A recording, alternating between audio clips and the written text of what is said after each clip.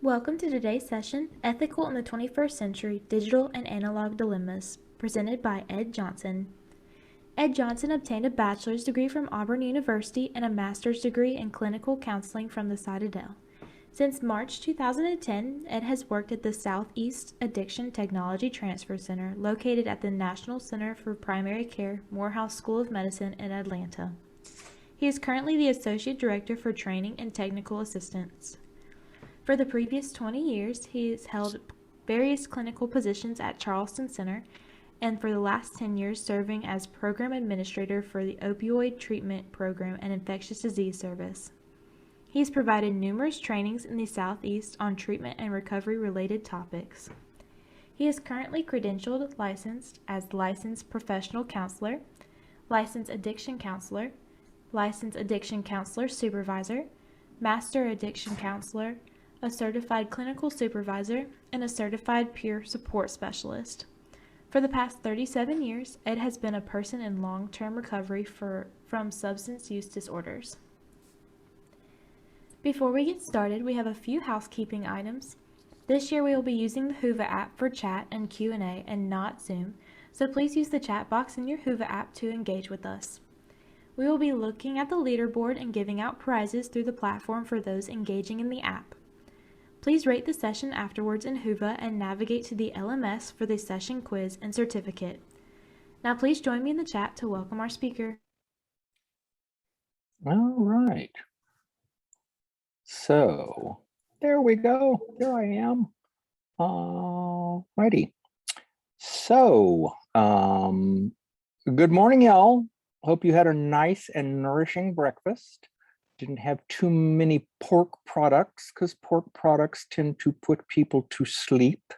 And especially for those folks that are sitting there in the room, while I don't have a problem with you sleeping, snoring might be a bit disturbing for your colleagues sitting around you. One other thing, a couple of quick housekeeping things on my end. I am the people who sign the front of my paycheck are the folks at the Substance Abuse and Mental Health Services Administration, SAMHSA. And one of the things is they like to make sure that I'm doing what they're paying me to do. So they have this wonderful little evaluation thing that I will post the link to in the chat box, and it's at the end of the presentation also. So please, and it only takes like 5 minutes to fill out. So if you could make sure at the end of this is separate from the evaluation in Whova that you need to do, and then the overall conference evaluation. This is something specific to this session. Also, I need to warn you in advance. My administrative assistant, who has 4 legs and is gray, periodically decides that he's going to come walking across in front of the computer and get up on my shoulder because that's where he likes to hang out. So I just wanted to warn you about that. And it's one of those deals that I've tried shutting him out, but it's like that's more distracting because he just doesn't like that. So I just wanted to warn you in case you see this gray hump suddenly appear on my shoulders. It's the cat. All right. So with that, we will get started here. All righty dighty. All right, where is it? Happens every damn time. All right. There we go.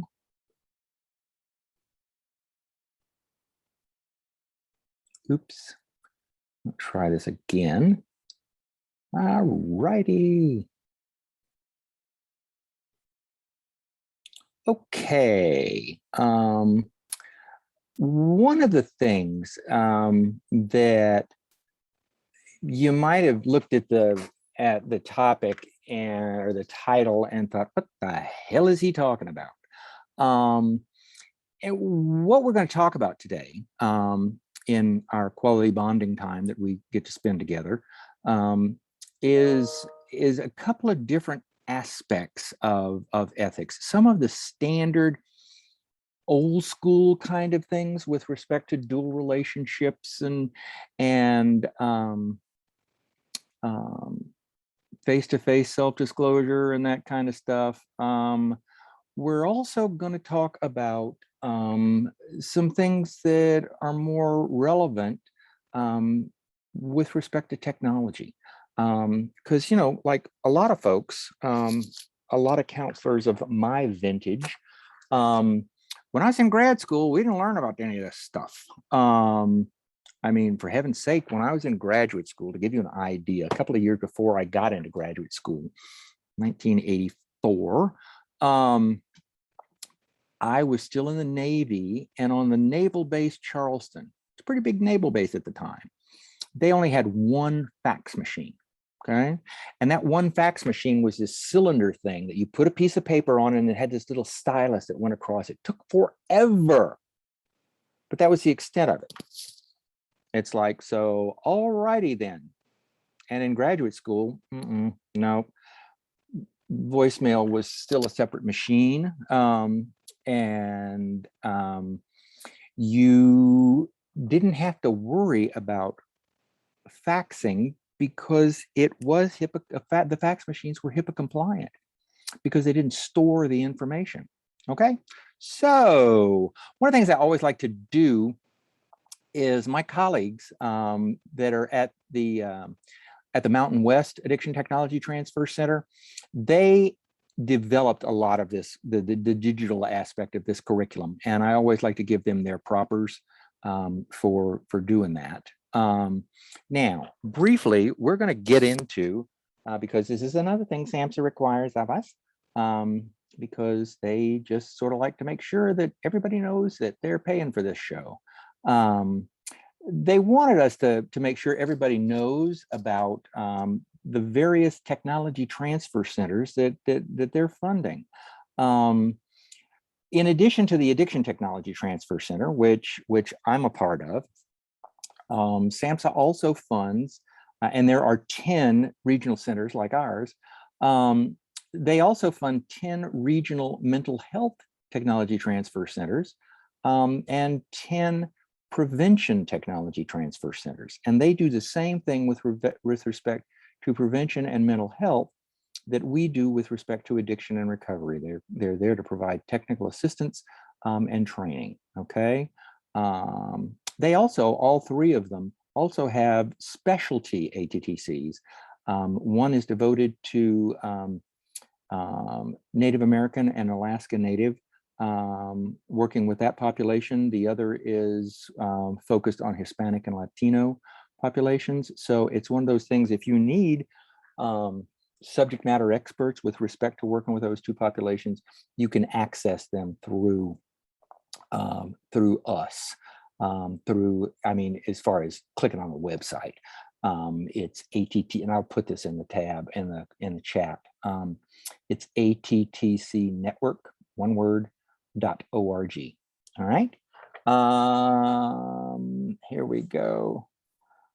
And those are those 10 regional centers. I put this on here, especially, you know, just to where y'all don't think that all the big dogs are hiding out in Atlanta. Atlanta, the Mental Health Technology Transfer Center is at Emory in Atlanta. Of course, Addiction Technology, we're at Morehouse School of Medicine in Atlanta. And just as a quick aside, even though our home office is there at Morehouse, I'm the most remote employee of the Morehouse School of Medicine. I'm based in Charleston, so I'm just down the coast from y'all right now. But the Prevention Technology Transfer Center, that's located up in North Carolina. It's at Wake Forest. All right. There we go. We've talked about that. We talked about that. And we've talked about that. And boom, we did it in record time. So these are some of the things we're going to be talking about.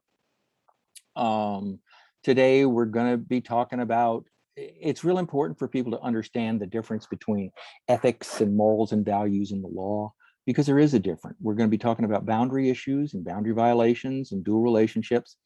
We're going to be talking about self-disclosure, especially with respect to self-disclosure, inadvertent self-disclosure that you might be doing on the internet. And hopefully, by the end of this, you'll have a better understanding of some of the ethical considerations that you need to think about with respect to technology and confidentiality. Okay, boom. So I'd like you to take a couple of minutes, and these are some ethical dilemmas I'd like you to ponder, and then maybe we'll discuss them in a few minutes. So if you would take a few minutes to read over these. All right. While I have a sip of my coffee.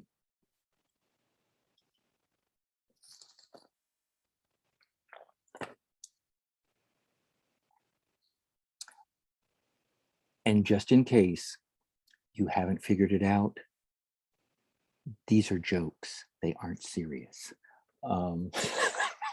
Sometimes I've had people who've actually said, do people actually do that? Would they charge double if the person had multiple personalities disorders? It's like, no. And it's not, they wouldn't charge in advance if somebody was suicidal, for crying out loud. One of the things that I think y'all would definitely agree with is that, you know, our use of technology is ever expanding. I mean, we saw in glaring relief that happened with COVID. I mean, we suddenly started using much more telehealth than any of us had used in the past. And the thing is that technology does present some fairly unique ethical dilemmas, okay? Which I'll be honest with you, again, older counselors have more of a challenge with because they don't understand the technology, okay? Younger counselors understand the technology, but some of the basic core principles, you know, because it's one of those things that fine and dandy, you know, we all have to take ethics courses when we're in graduate school, but there's something when you actually get out and about in the field that it makes it a bit more gray, okay? And this right here is, I just sort of like this quote because it sort of sets the tone. Ethics codes cannot do our questioning, thinking, feeling, and responding for us. Such codes can never be a substitute for the active process by which the individual therapist or counselor struggles with the sometimes bewildering, always unique constellation of questions, responsibilities, contexts, and competing demands of helping another person. Ethics must be practical. Clinicians confront an almost unimaginably diverse set of situations, each with its own shifting questions, demands, and responsibilities. Every clinician is unique in important ways. Every client is unique in important ways. Ethics that are out of touch with the practical realities of clinical work with the diversity and constantly changing nature of the therapeutic venture are useless, okay? There are two lines in that I think bear stressing. Every clinician is unique in important ways. Every client is unique in important ways. You know, one of the things to be aware of is, and we'll talk some more about this in a few minutes, you know, counseling is an art, it's not a science, okay? We do know that certain modalities work better with certain populations and stuff like that, but again, there's a lot of intuitive that goes on with clinical practice, okay? So one of the things we talk about, use the phrase creeping into practice. Well, kids, I'm here to tell you right now, it stopped creeping about 10 years ago. It's going full bore, all right? And one of the challenges with that is we need to think about things in advance as far as exploring the possibilities, because it's one of those deals that if we don't, we're going to get nailed, okay? I mean, you can say blindsided, but the fancy term is we can definitely get in compromising situations. Okay. Now this is something I want y'all to think about, because this is a big thing with technology, and we're going to talk some more about it a little later on. But it's the question, just because we can do something, should we do it? Okay. Prime example, and this is something that we'll talk about in, later on in the presentation, is Googling patients. We can do that. We can Facebook stalk them, but should we? Okay. Like I said, we'll talk some more about that. These are the 4 areas where technology really causes some major problems. Okay. The whole issue of managing clinical boundaries. All right. Maintaining privacy and confidentiality. And we'll talk a little bit more in specific about those things. Establish realistic expectations regarding digital communications on our part and on the part of the people we're working with, and also upholding professional ideals. One of the things, this whole issue of clinical boundaries, those of you, if you want to think in terms, especially with technology, if you want to think in terms of those of you that live in more rural areas, where everybody knows everybody else, and everybody uses the same grocery store and all that stuff, it's challenging in that physical setting to maintain professional boundaries. It just is, and it takes more of an effort. What we're going to talk about in a little bit is, we can try in the digital world, we can try to do our best to reduce our digital fingerprint, but the clients are still going to be able to find out stuff about us. Okay, there's a whole lot of stuff that's public record that they're going to have access to, and seeing as how most of our clients are below 40, they're going to know how to do it. Okay. Maintaining privacy and confidentiality, especially with respect to emails and texting, if your agency happens to allow texting. That last one, as far as upholding professional standards, when we get into talking about Facebook and blogging, that's where that becomes an issue. All right. I don't know if any of y'all have ever heard of the term therapeutic exchange. Okay, this is something that a lot of times we forget, because a therapeutic exchange is any interaction that I have with the patient I'm working with. Okay, be it talking on the phone, be it face to face, and we're good about, most of us are very good about making sure that that's documented in the nowadays the EHR or the clinical record. But what doesn't get documented a lot is if, say, for example, one of your patients reaches out via email. That happens a lot. If, for example, your agency allows texting, that's got to be documented too. Okay. Again, so those, because again, it's an interaction with a person, and in this day and age of litigiousness, you need to make sure that everything is documented, okay, for your own safety. It's one of those things that, and we're going to touch on this in a little bit. The 2 things that are highlighted are 2 very specific aspects of ethics in the 21st century that we really need to get. Understanding the basics of ethical principles, but also developing competence with technology. Okay. All right. Why is this being a stinker? There we go. I put this slide in here for a couple of different reasons. One, you can sort of tell by the look on Moses's face that he's just sort of over the whole thing. If you look on the left, I'm guessing it's your left, where the tablet that says "Thou shalt not," cheat, steal, use profanity, gamble, or lie, each one of which has an asterisk beside it. Over on the right, the tablets go into, you shouldn't cheat unless the alternative is failure. Shouldn't steal, but if you're downloading for personal use, that's okay. Shouldn't use profanity unless everybody else is doing it. Shouldn't gamble unless it happens to be your lucky day. And it's okay to lie as long as it doesn't hurt anybody. Okay. What I'm going to toss out or suggest, I don't know if any of y'all have ever done this, but it's happened to me, happens on a routine basis, where I'll be thinking about something and I will get an idea in between my ears.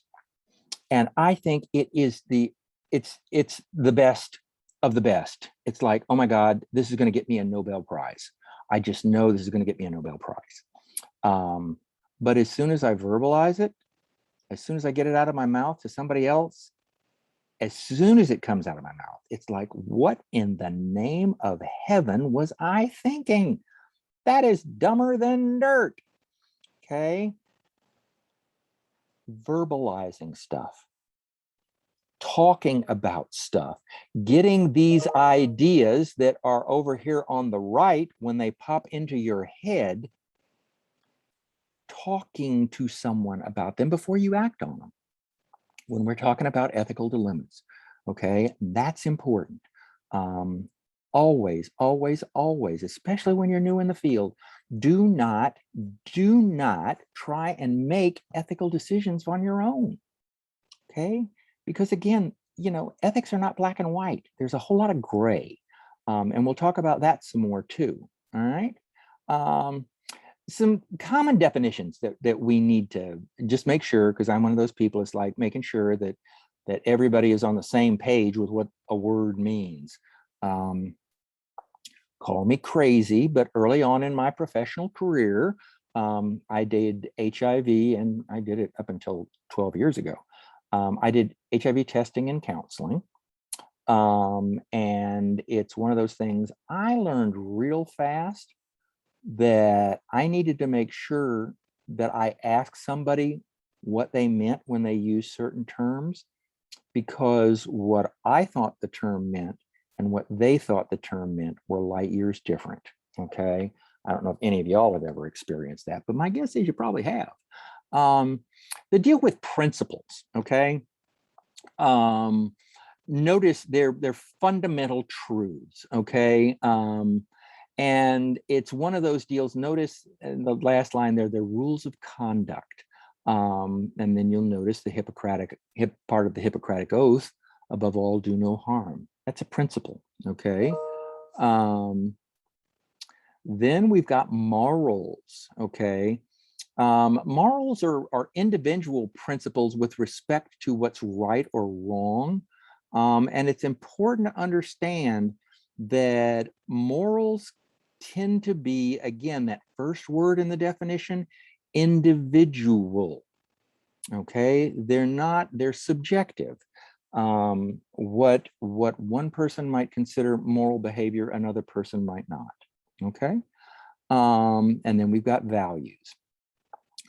Values are sort of like morals on steroids. And by that, what I mean is notice that first phrase there, social principles.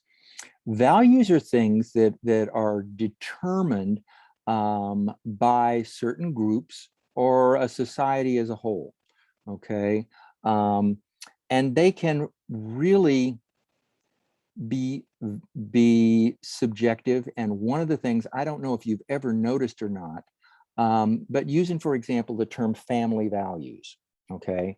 That can mean all sorts of different things depending on who's using it, okay? And it can sort of be like it's routinely used as a dog whistle. In other words, it's you know, certain people have a certain connotation with that.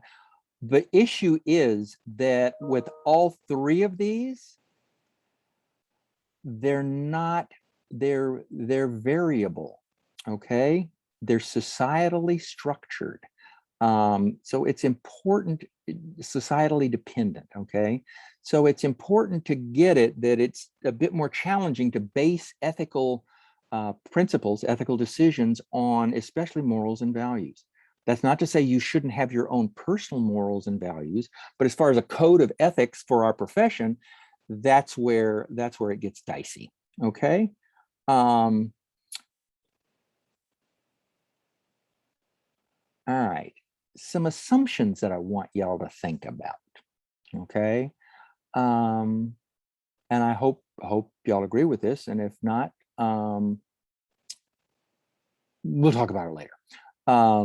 Ethics is a continuous active process. Okay. It just is. It's not static. All right. Which ties into that second bullet there, that a lot of times the ethical standards tell us what to do, but they don't tell us how to do it. All right. It's important to get it.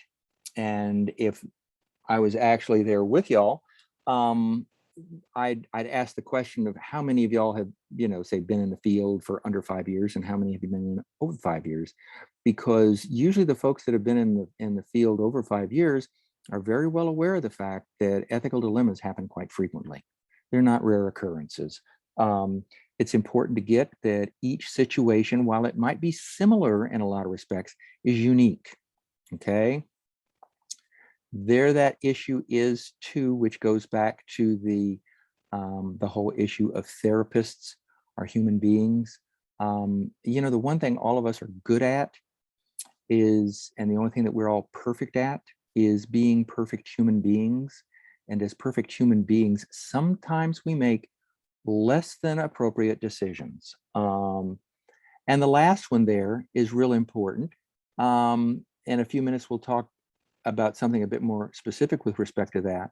A lot of times the correct answer is real elusive, okay? Which again plays into why you need to talk to other people, because also part of that is the fact that a lot of times there's not just one right answer. There are multiple different right answers, and it's a matter of figuring out which one's going to work best for you. A lot of times, this is what we look like when on Friday afternoons, when our well of Rogerian unconditional positive regard ran dry about Wednesday at 5 o'clock. And it gets real challenging to remember that the people we're working with are just doing what they're doing because that's the way they've always done it. And they are indeed wonderful children of God that deserve to be treated with respect, as opposed to some of the other evil things we think about at that particular time on a Friday. And a lot of times this is what it's like trying to make ethical decisions, which again, why we need to consult when we're trying to make those decisions. So some basic ethical principles, okay, that are real important to remember. And these are the ones that, I'll be honest with you, the majority, I mean, all of the other stuff in our code of ethics drills down from. And the first three are part of medical ethical behavior, okay? That first one there is autonomy, or respect for person serves. Our job is to not promote dependence upon us, but it is to promote autonomy, helping the people we work with develop the skills to where they can make decisions and act on their own, okay? And then there's beneficence or non-maleficence, okay? Which basically boils down to making the most right and least, the most good and least bad decision, okay? Preferably trying to pick the one that's going to do the most good, all right? Concept of justice and fairness. Again, trying to provide the same services, do the same thing for everybody. And those of you that have ever done any group counseling can probably attest to the fact that if you do something for one group member and you don't do it for all of them, oh my God, you are going to waste so much group time dealing with all the yow-yowing and so it's a good thing to always remember to treat everybody the same way. And then we've got this thing called iatrogenic. Iatrogenic is something that our profession has engaged a lot in. It's something that at the time it was not intended to harm people, but it did. Okay. Prime example being, back in the dark ages when I went to treatment, the concept was that you had to tear people down in order to build them back up. Well, now we know that that was pretty darn destructive. Another concept from back in that period in time was that if a therapist sensed that somebody had trauma issues, they were not to touch them. Their job was to get them into recovery. They could deal with the trauma stuff later. So what ended up happening, we took the main coping mechanism away and didn't deal with the trauma. So people would go right back out and start using again. Okay. And one of the deals too, I'll be honest with you, is that is currently popping up its ugly head is the whole concept of our attitude as a field with respect to medications for opioid use disorder, the use of those, and resisting that, because that's killing people. I mean, one of the things, and this was a study that was done in 2020, and I'll be happy to send you the reference if you want to read the article. But basically, it was a statewide study that was done in Maryland, and what it showed was that fatal overdoses were reduced by 80% when people were engaged in medication-assisted treatment. So it's one of those deals, even though our personal feelings might be different than that, it's awful hard to move someone in the direction of if your personal philosophy is drug-free, if they're dead, Then you've got fiduciary. Okay, fiduciary basically talks about the special relationship that we have with the folks that we work with, sort of like the special trust and confidence, if you will, and not abusing that. In other words, not taking advantage of the power differential that we have with the people that we work with.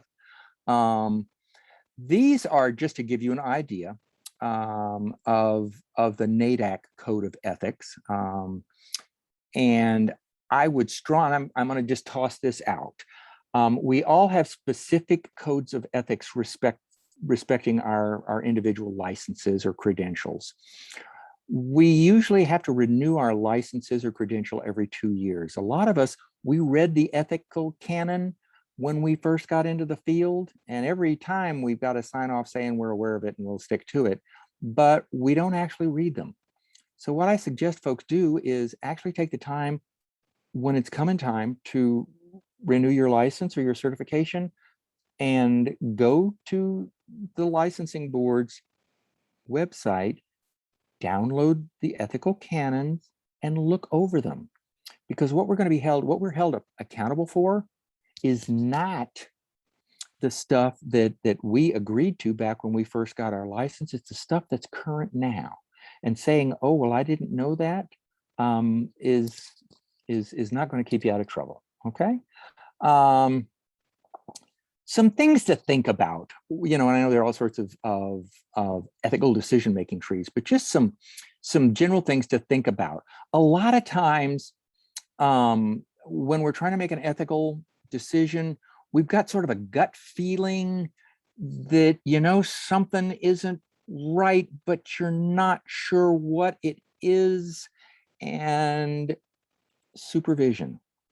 Talk to a colleague with more experience than you have.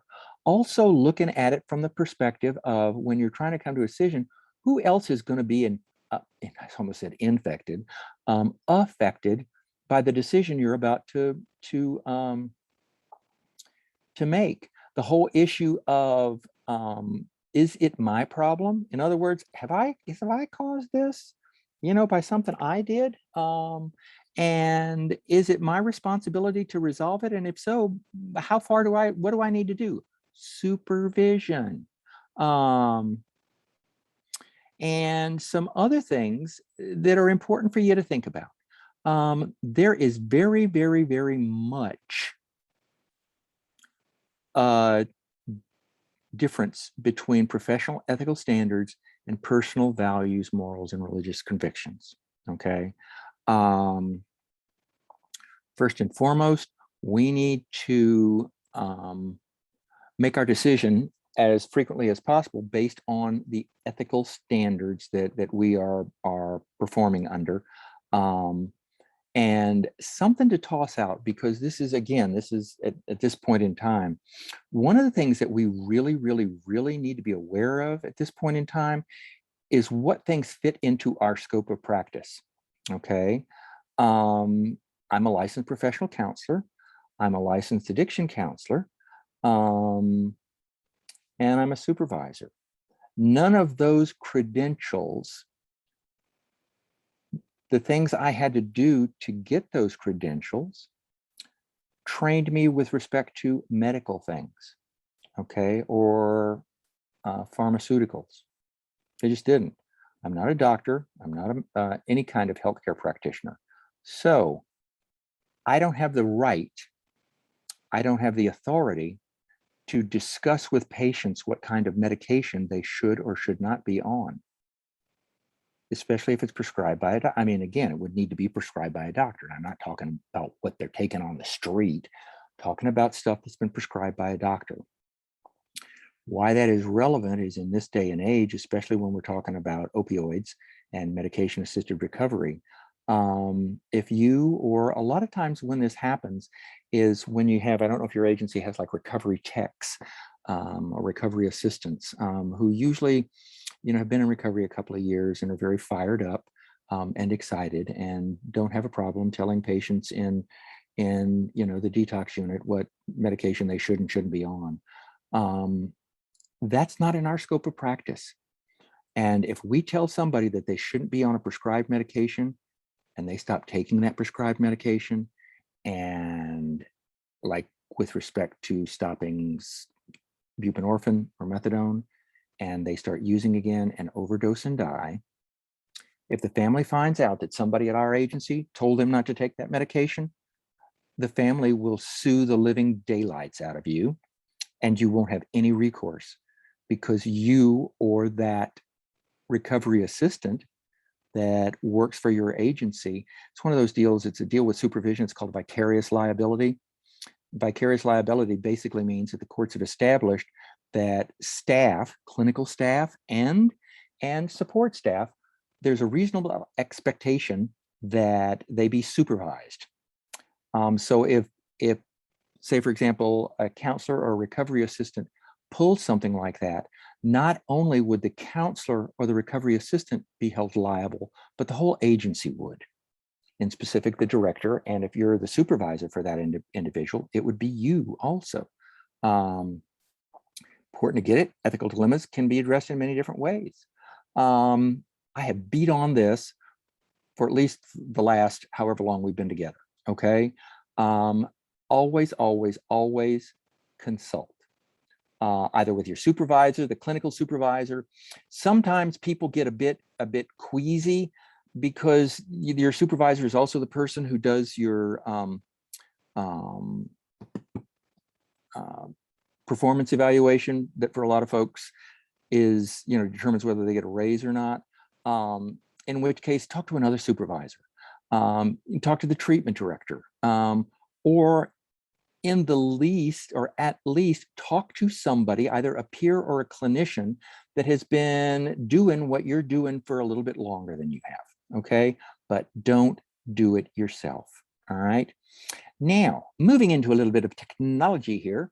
A lot of folks of my vintage are what are referred to as digital immigrants.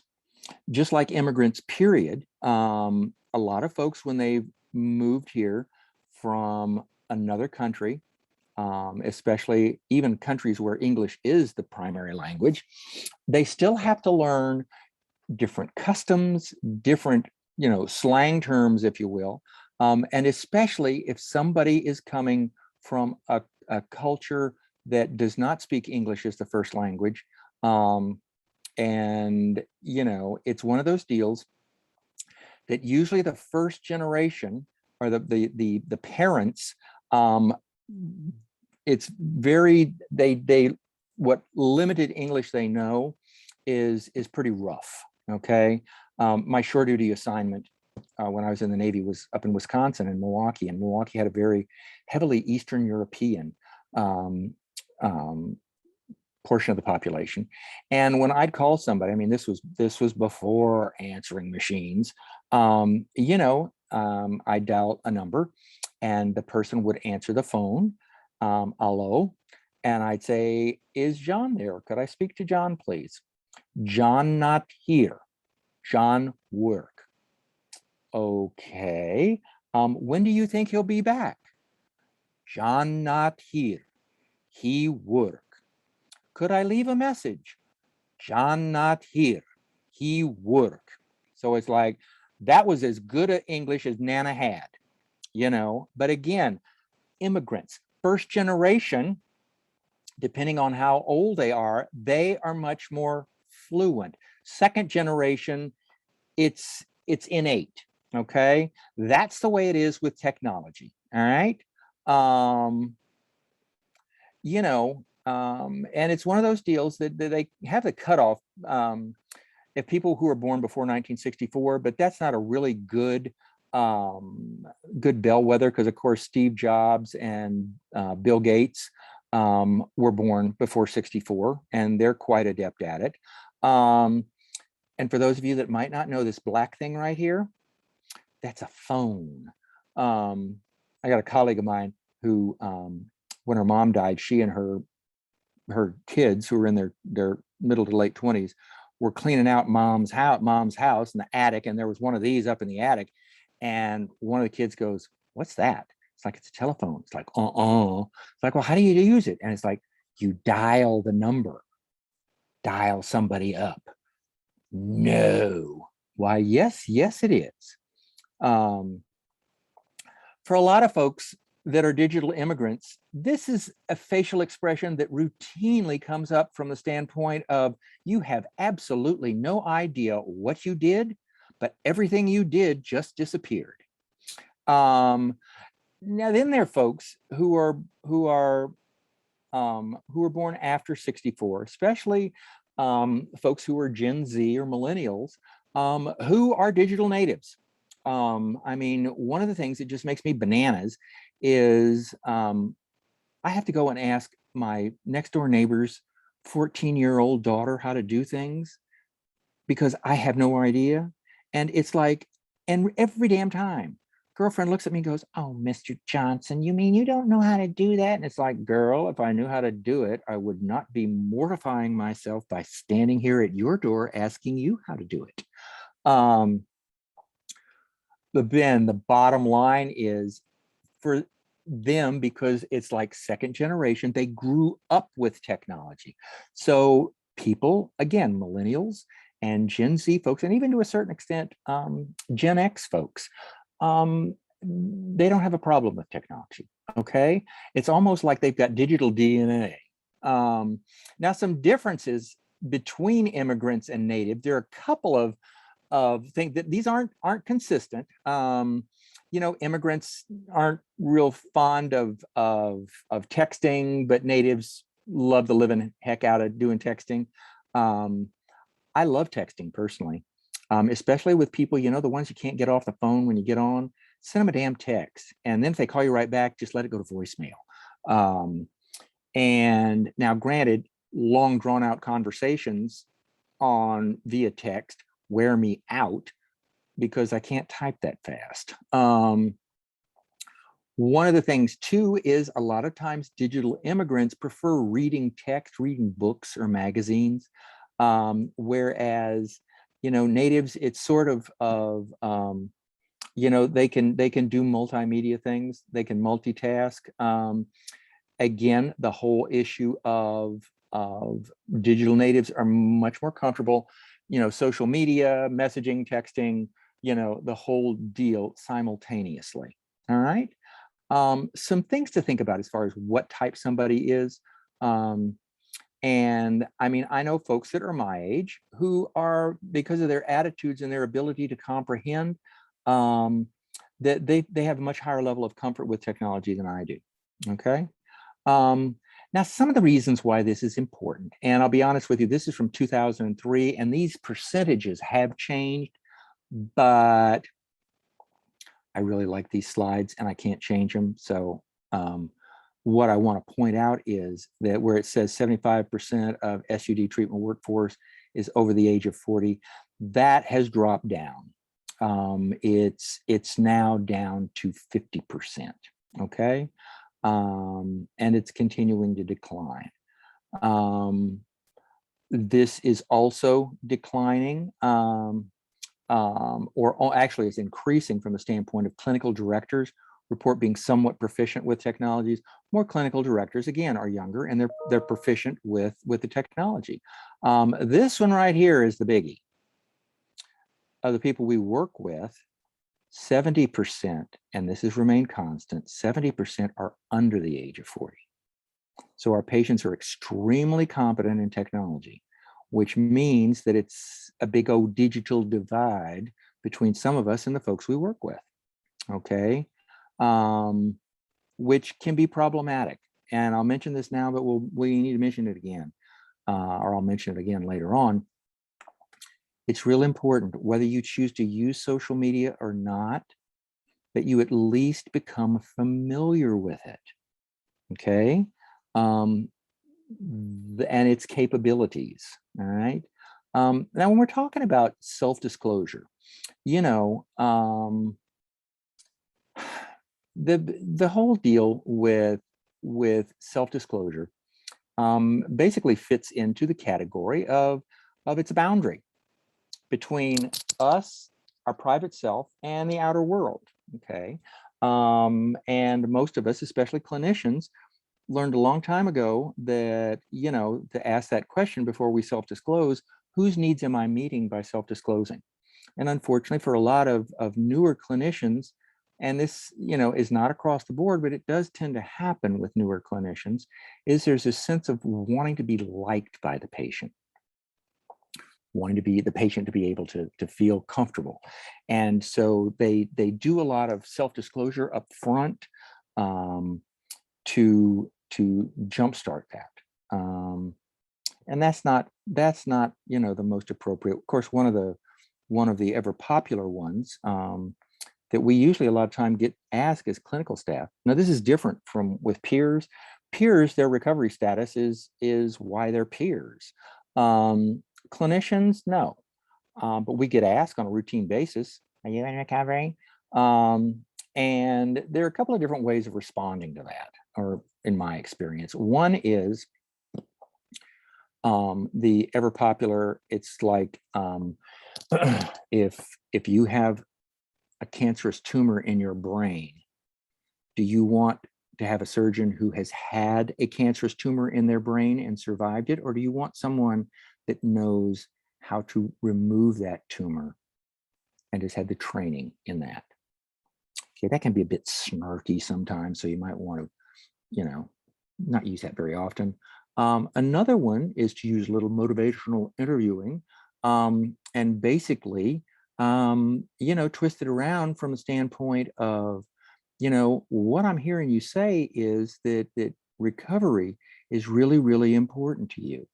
And you're real concerned, and you want to make sure that the person that you're working with knows what they're doing.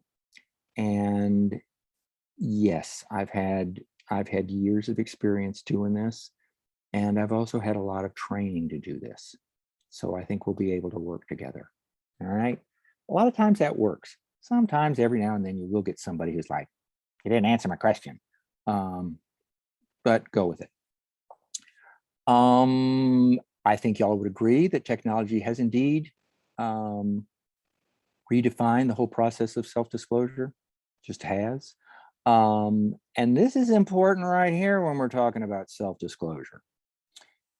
Anything that you put out in cyberspace is never, ever, ever going to be completely secure or go away.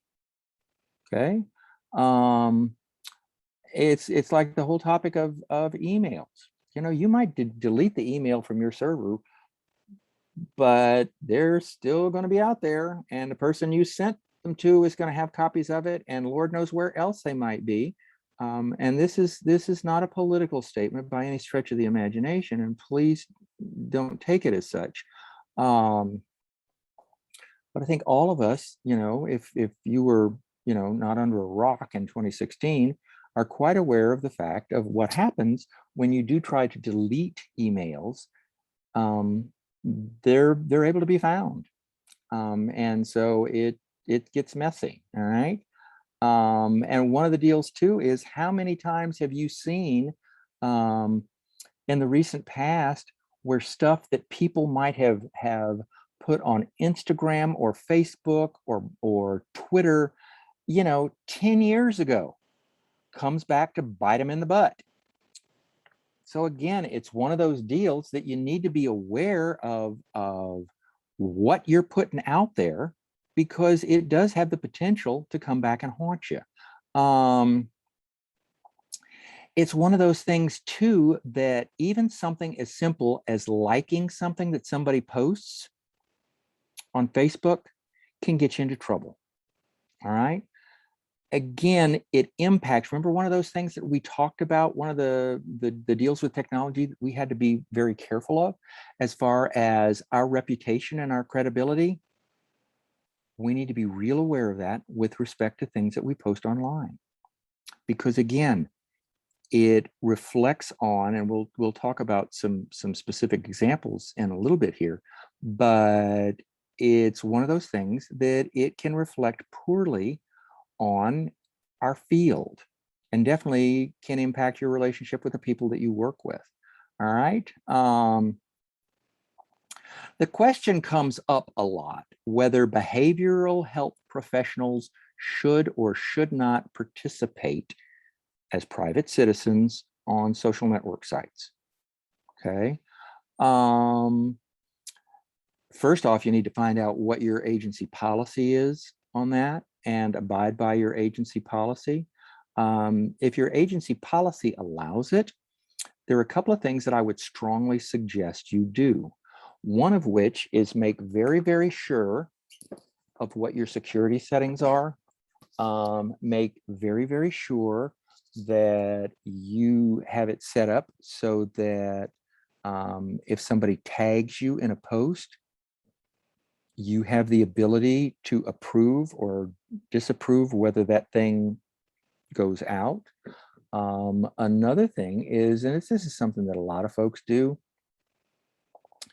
is like, say, for example, using your first and your middle name, or using your maiden name, or using something that you just pull out of your hat, to where people who genuinely know you, you can send friend requests to and all that stuff, but people doing just Facebook stalking won't be able to find you. Okay. I'd still want to keep my security settings safe, but those are some things to again, that you can do. Because again, when we talk about HIPAA and all that kind of stuff, the way it's worded is that we make a reasonable attempt to keep information private. Okay. It's one of those things. A lot of times the whole issue of, is it okay to friend people that we work with, or accept a friend request of people that we supervise or students that we teach, or that we collect data research from. And the bottom line with those, and my guess is a whole huge, even though I can't see your little faces, I can sense the vibrations, that there are a whole lot of folks that are very aware of the fact that, that crosses a boundary. accepting a friend request from somebody that's your patient crosses a boundary, and it's not okay because it implies a relationship that you don't have with that person. That's where the whole fiduciary responsibility comes in. Something too that's important. You might want to, I mean, I think a lot of us, you know, when we're getting a new patient that we're working with, we tell them right up front that it's like, okay, if you know we're out and about and I see you in public, you need to know that I'm not going to acknowledge you. Okay, because you know, if there are folks around that know what I do, they might make the connection between me knowing you and you having a substance use disorder, which is not appropriate. If you choose to come up and approach me, sure, I'll talk to you, but I'm not going to initiate it. Okay.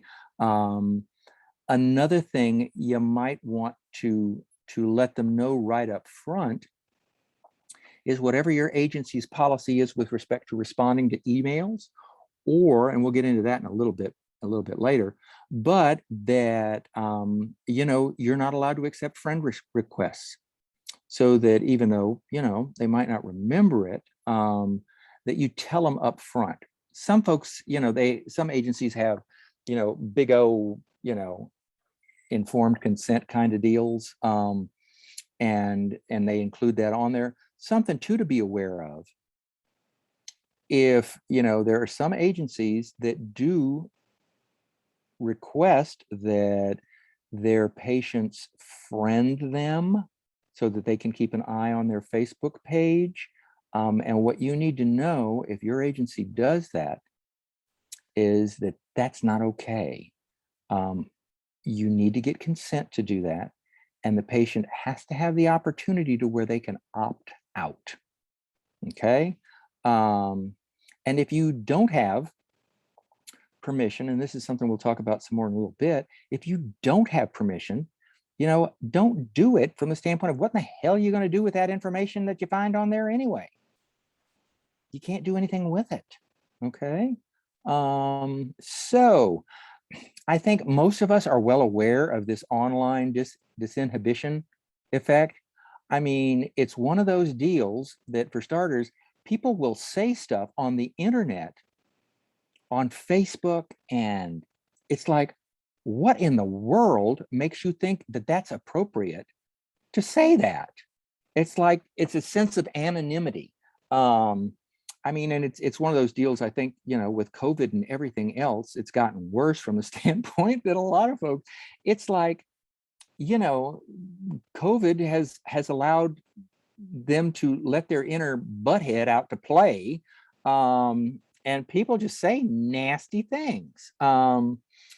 This is something that's important, and this is from 2017, but these are medical students.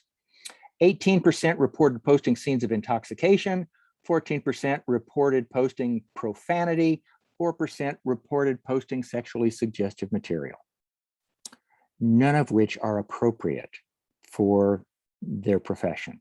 Okay. And again, it's one of those, and this is like the whole deal with tagging somebody, and pictures. Say, for example, you are at a barbecue and it's a picture of you and two friends, and on one side is a friend of yours holding a you know, a Michelob Light, or ultralight, excuse me, and on the other side is somebody holding a glass of wine, and you're standing there with a red Solo cup. What's it going to look like? You know, it might just have Diet Coke in there, but you know, it's appearances. And even though, you know, a lot of agencies don't require that somebody is in recovery to work there, it's something to be aware of. What's it going to look like to somebody else? Okay. And that's it's an important thing to consider. Now, this is a little quick case study here. An MSW student working at a well-known hospital in the emergency department encounters a patient with a severe injury that occurred while the patient was intoxicated. Part of the students posting on Facebook includes, note to everybody, don't get drunk and fall asleep on train tracks. Wildly inappropriate does not even come close to that. Because if you stop and think about it, my guess is that this would be something that would make the news.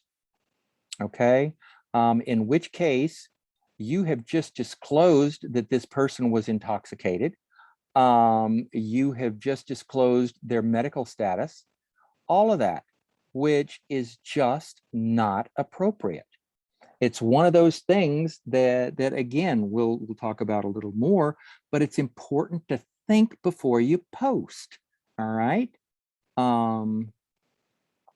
Some things, and again, we're talking about best practices here. And the reason we got to post these things is because people have done sort of like that, you know, the thing underneath that little thing on the ladder where you can put a bucket of paint where it says, do not use this as a step. Well, it's do not use this as a step because obviously somebody used it as a step and then sued the living crap out of the people that made the ladder. So they had to put that on there. So all of these things, as far as don't share clinical related information about patients' families, patients or their families' working conditions, staff, colleagues, incidents in a clinical setting. It's one of those deals to be aware of what you post when you're off duty. Be very aware of what your agency's policies are with respect to, you know, taking pictures, electronic communications, all of that stuff. And also be aware of what is the potential for somebody misinterpreting what you post. Okay, I think all of us are aware of the dynamic of frequently what I say and what somebody hears is different, but it's even worse with things that I type or post that somebody takes it to not the way that I intended. Okay, texting and emailing, yay. It's important to get it that emails are sort of like the postcards of the 21st century. They're not real private. Okay, it's one of those deals that too. Notice here regarding email. You can communicate electronically with patients if you impose or if you have minimal reasonable safeguards. And what this stuff is talking about, say for example, it's okay for your agency to communicate with patients via email or to respond to emails that you get from your patients. For starters, I would strongly urge that you set up something to where you and the patient have a code word. Okay. And by that, what I mean is if, say, for example,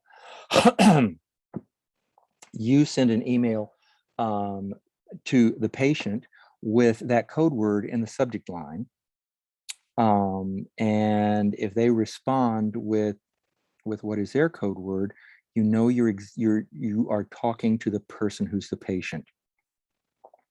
As opposed to, say, for example, you getting a text or getting an email from your patient saying, you know, I can't remember when my next appointment is. Could you remind me what day it is and what time it is? And you know, go ahead and answer that. Well, there's no way that you know that person you're responding to is actually the patient.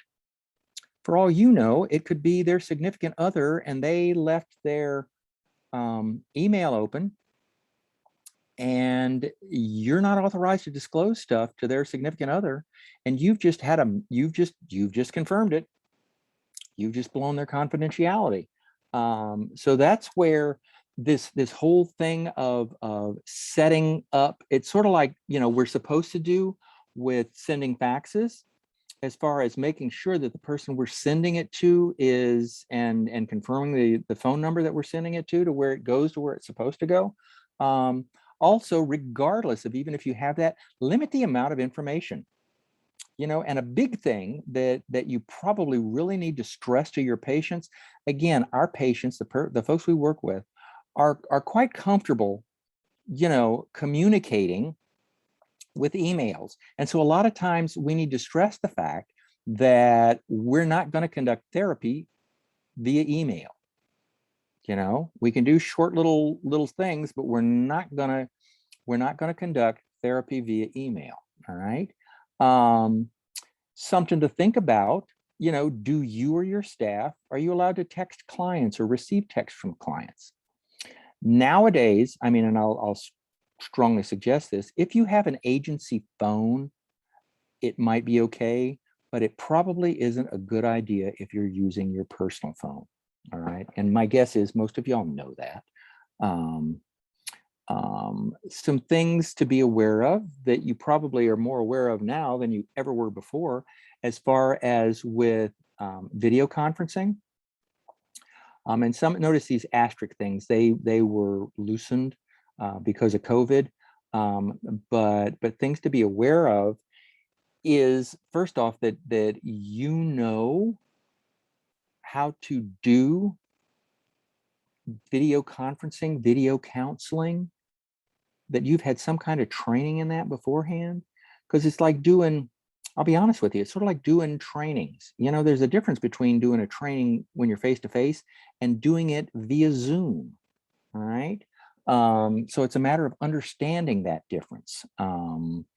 And one of the deals too is you need to get informed consent and risk management. Again, you might also, and again, that security thing when you're first starting, to make sure that you know, the patient is in there by themselves, and that kind of stuff.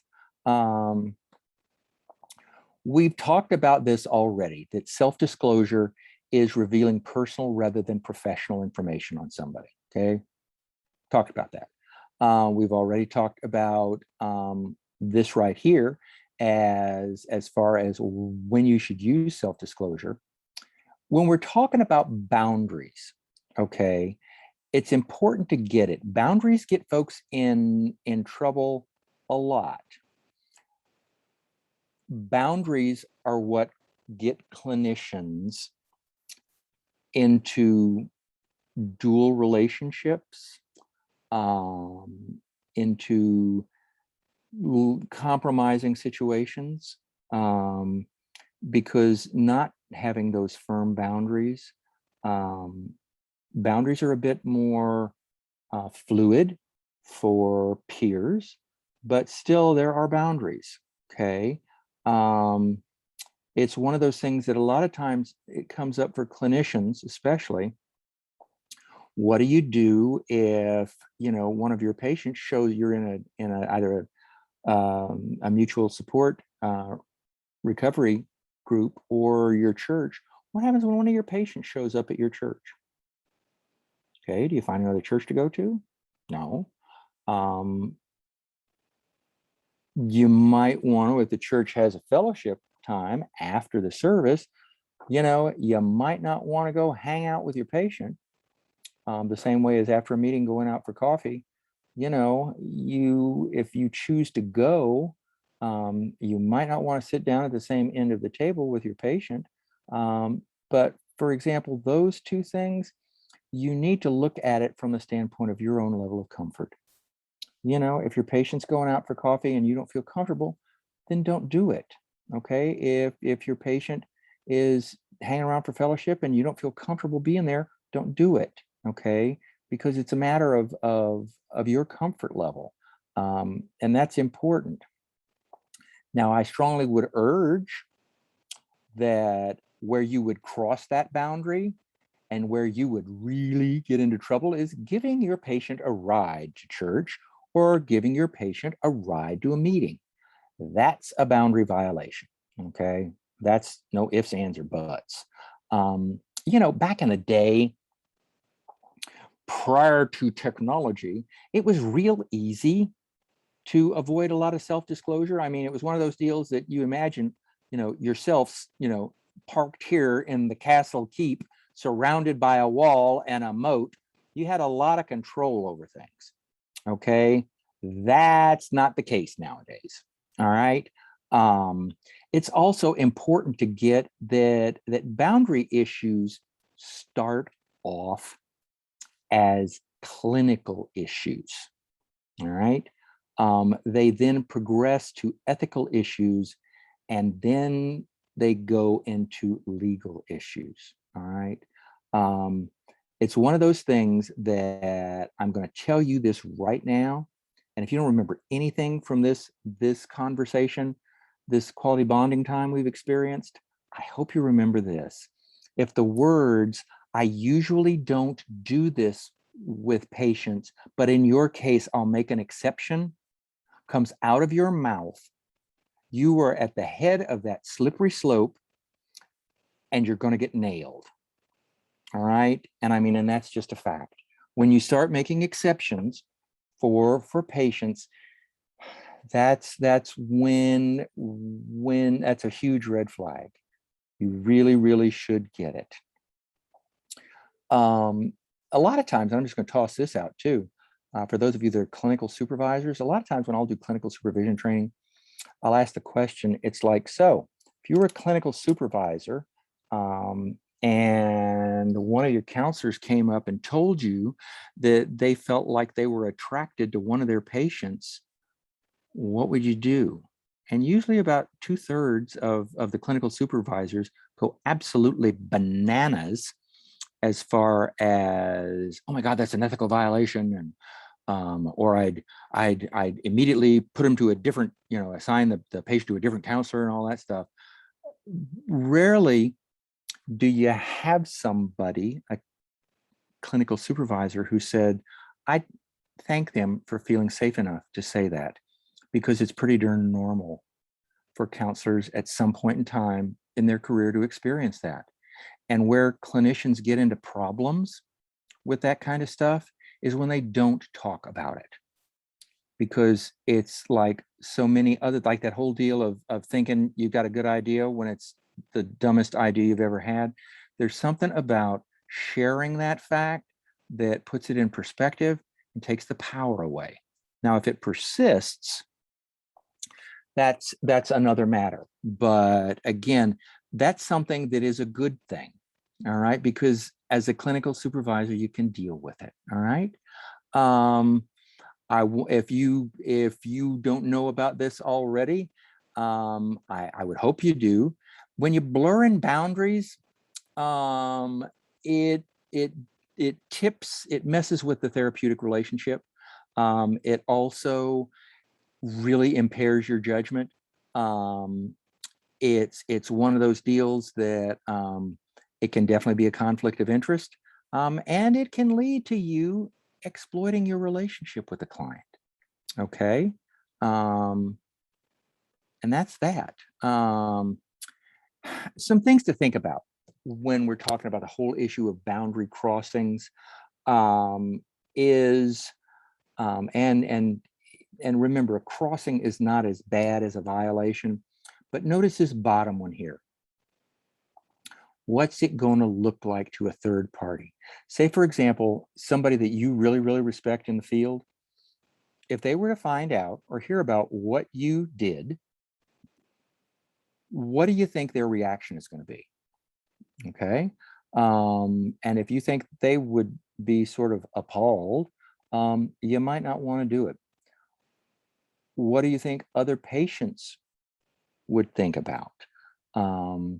It's one of those deals that it's important to be aware of that. Some things to think about with respect to, and this is, it's always our responsibilities to keep boundaries. It's not theirs. Some things to think about, and I had a counselor that worked for me, and I walked by her office, and I noticed that on one of the chairs in her office was this, like a bread flat that had all sorts of, Dolly Madison donuts and Little Debbie's and ho-hos and ding dongs and all that stuff on there. And I said, what's all that? Where'd that come from? And she said, well, oh, so-and-so, one of her clients, gave me those. He works for Dolly Madison, and these are expired. And so he's given them to me, and I can use them for my son, so that I can use them for my Sunday school class. And I looked at her and I said, you need to give them back. It's like, well, he was going to throw them out. Why can't I keep them? And it's like, you need to give them back. Well, I've accepted them before. And I said, I don't care what you've done before. You need to give them back. Well, what should I tell him to do? He can leave them in the lobby for the other patients, but you can't keep them because that's inappropriate, because it will come back to haunt you. It's like accepting gifts from patients. You know, I tell a story about one of my patients, you know, I love the Wizard of Oz, gave me one of the brown tone prints that was used for publicity for the Wizard of Oz for Judy Garland. And she got a copy of that and wanted to give it to me for a Christmas present. And it was like, I was sort of like, oh my God. I said, you know, thank you so much, but I can't accept it. Well, why not? It's like, well, we're not allowed to accept gifts from our folks. Well, I won't tell anybody.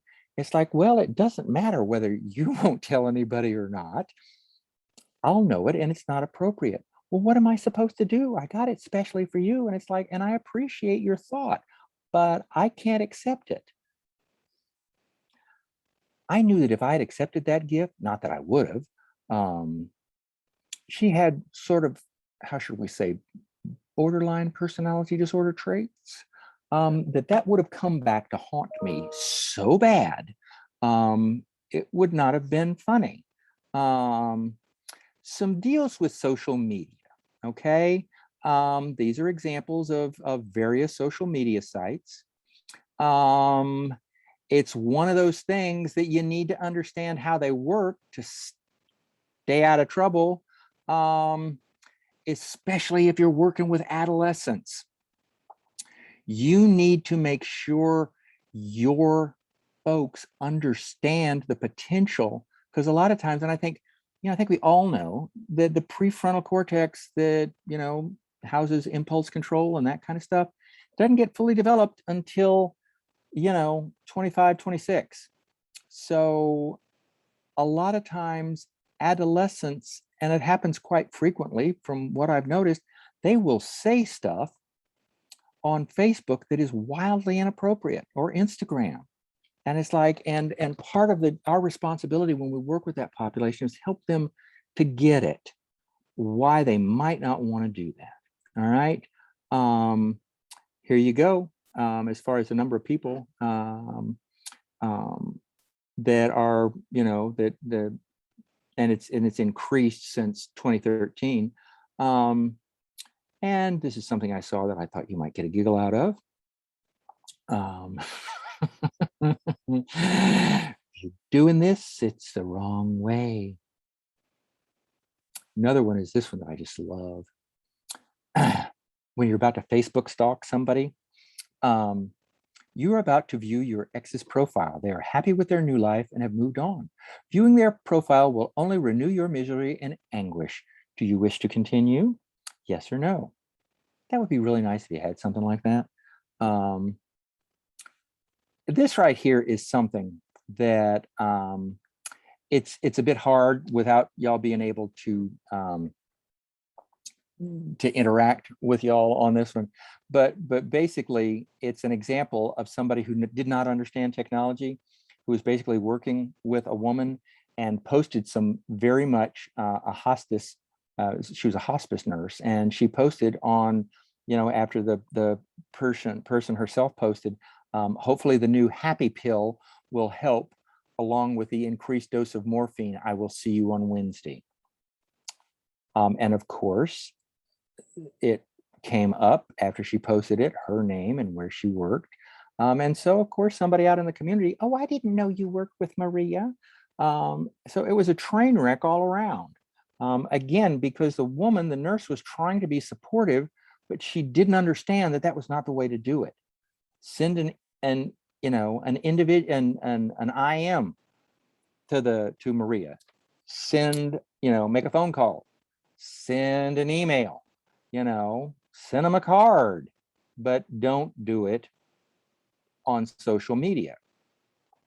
This is something that is really easy to remember, and I really like it. The elevator rule. If you wouldn't say it out loud in a crowded elevator, don't post it online. Okay, real easy. If you wouldn't say it in a crowded elevator, don't post it online. We've already talked about this. If your agency doesn't have a social media policy, the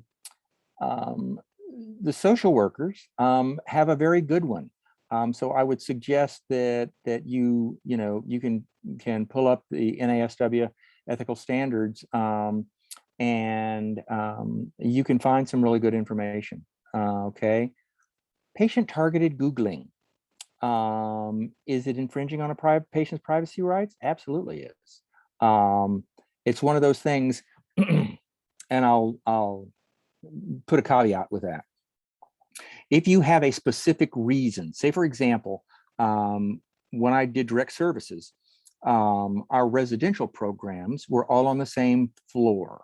So in other words, the program for women who are pregnant and postpartum and their children, and the detox unit and the co-ed residential program were all on the same floor. They would automatically check the sexual predator registry to make sure that somebody was not on there, because they weren't allowed. They could be in any other program in the agency, but they couldn't be on the residential floor. Another thing is that we would do, I worked in the OTP, is if we hadn't seen a patient in 2 or 3 days, we'd check to make sure that they weren't arrested or something like that, or other consequences. But there was a reason why we were doing it, not just to see what we could find. Okay, because it's like the same thing as doing a drive-by. All right, this is a big one too.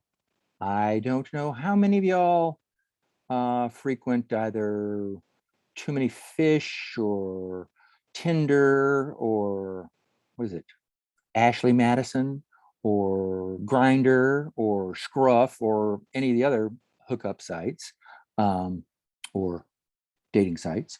But you might, having had in some of these trainings where people had the person that they met up with ended up becoming a patient of theirs. Luckily, nothing happened. But it's something to be aware of. All right.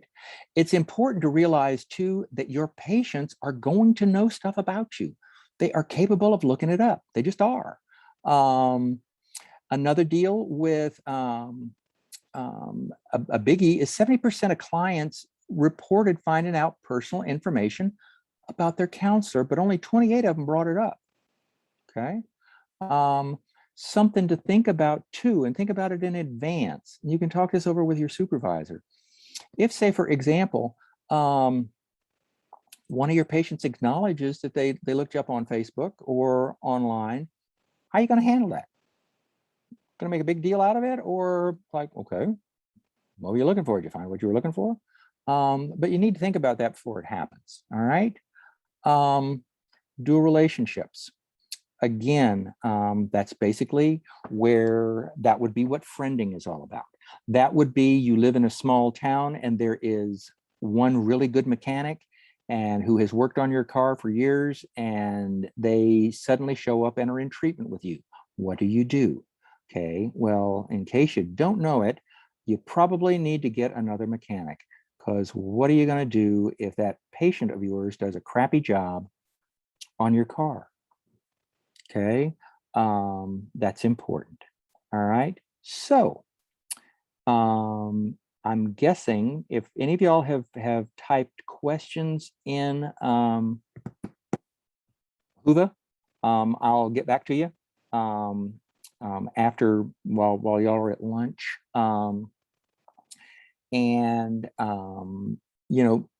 If you think of a question later on, please feel free to send me an email, edjohnson@msm.edu.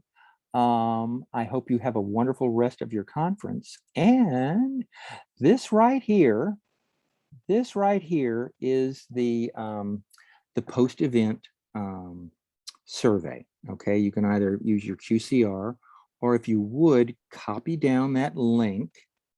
All right, it'll take you all of 5 minutes to fill out, and I would very much appreciate it if you could. Now, one thing I'll suggest If you thought this session was worthwhile, remember that my name is Ed Johnson. If you thought that it really was horrible, my name is Jarmichael Harris. Okay, just saying. So please, and again, I'll leave this up here. Please just take a few minutes. Now, it's important to get it. This is different. This is just about this session. You will need to fill out another one on Whova for this session. And I think there's a conference evaluation that you're going to do. Now, I'll point something out, okay? Because people routinely forget this. And again, I'm taking up a little time to give you time to copy this down. Routinely, I tell people, if you think the chairs are uncomfortable, the room was too cold, lunch stunk, you didn't like the cookies you got on break, you can put that on this evaluation, but I can't do anything about it. You know, that's the stuff that needs to go on the conference evaluation. Again, if you want to put it on mine, knock yourself out. But not going to be able to do anything about it. Okay. So with that, you need to wind things up there, Jarmichael. Yep, thank you for that. We actually had one question in the chat. Maybe you can answer really quickly. I can. So what are the biggest trends impacting youth in treatment related to the digital age? Do you have any? As far as I'm guessing with, there are a lot of things that I don't know if they're trends or whatever, but a lot of folks, you know, it's important that you let teens realize that, you know, if they bring their phone with them into group, that GPS is going to identify where they're at. A lot of programs specifically do not allow adolescents, for that matter, people, period, to bring phones into group sessions or individual sessions because of the fact that, you know, it can be recorded, and that's not okay.